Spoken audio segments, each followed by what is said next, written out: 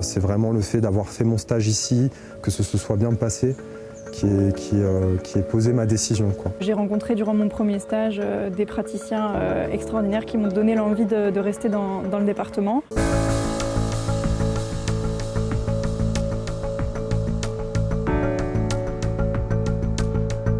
Tous les stages de notre maquette sont accessibles dans l'Aude, ce qui permet d'avoir un suivi de la formation assez agréable. J'ai aussi l'entente avec les maîtres de stage. Globalement, ils ont tous été très accueillants, très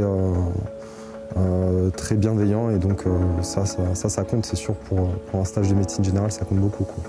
Pour certains internes, en tout cas, effectivement, les lieux de stage et l'aisance avec laquelle ils se sentent dans ces endroits-là leur permettent de se projeter vers une installation future. Terminer ses études et même s'installer dans l'Ouest audois pour un jeune médecin, un projet qui peut s'appuyer sur un environnement particulièrement propice à un exercice de la médecine dans les meilleures conditions. Les 6 collectivités de l'Ouest audois cochent toutes les cases.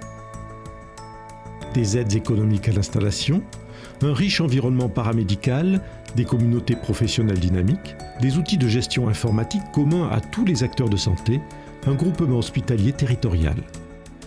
Au cœur de ces dispositifs, les nombreuses maisons de santé implantées sur le territoire permettent un exercice pluridisciplinaire pour ne jamais se trouver isolé dans sa pratique.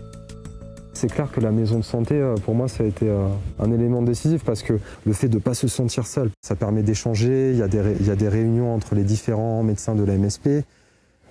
Pour certains patients qui sont plus complexes, on peut aussi faire ce qu'on appelle des RCP. Donc des réunions de concertation pluridisciplinaire, un peu comme ça peut se faire à l'hôpital. Mais sauf que là, voilà, c'est vraiment avec les infirmières, les kinés, etc. qui s'occupent d'un patient. Et parfois, ça permet de poser vraiment un cas complexe, d'en discuter, de faire ressortir justement des solutions. Et ça, ouais, ça c'est un gros plus. Sur l'Ouest audois, je pense qu'il y a beaucoup de maisons de santé pluriprofessionnelles. Sur Esperanza, donc un terrain de stage qui est quand même dans une zone très rurale, ils sont organisés en maisons de santé qui sont très actifs sur l'accueil des internes, et c'est généralement un terrain qui plaît beaucoup.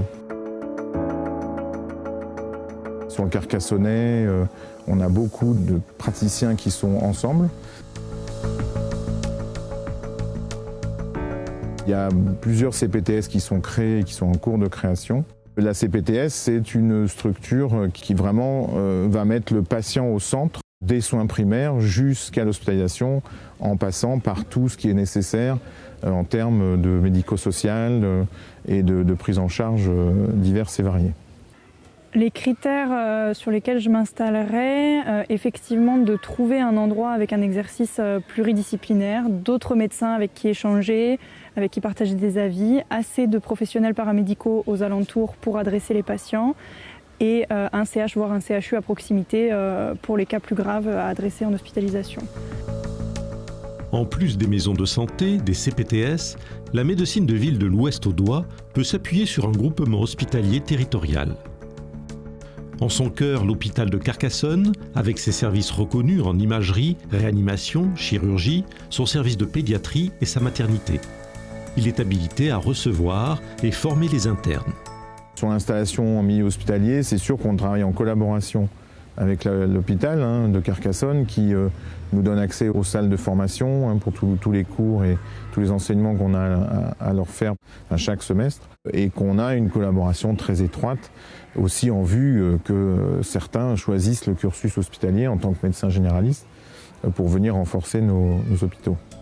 Le maillage hospitalier de l'Ouest audois est particulièrement bien doté. Avec Carcassonne, 2 autres hôpitaux, Limoux et Castelnaudary, assurent des services de soins de proximité en médecine et chirurgie classique. Sans oublier le CHU de Toulouse, 4e de France, avec ses divers plateaux techniques souvent à la pointe de l'innovation médicale à près d'1 heure de route.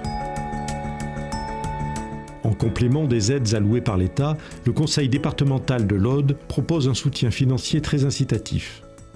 Il y a des subventions à l'installation de l'ordre de 10 000 € sur présentation de factures. Ça concerne tout ce qui est matériel médical, donc ça peut être par exemple la table d'examen, les stéthoscopes, etc., etc. Sur tous les stages, quand on est en ambulatoire, on peut avoir des aides financières, et en plus en dernière année, une aide si une installation future se profile, donc ce qui est quand même très intéressant dans la conjoncture actuelle.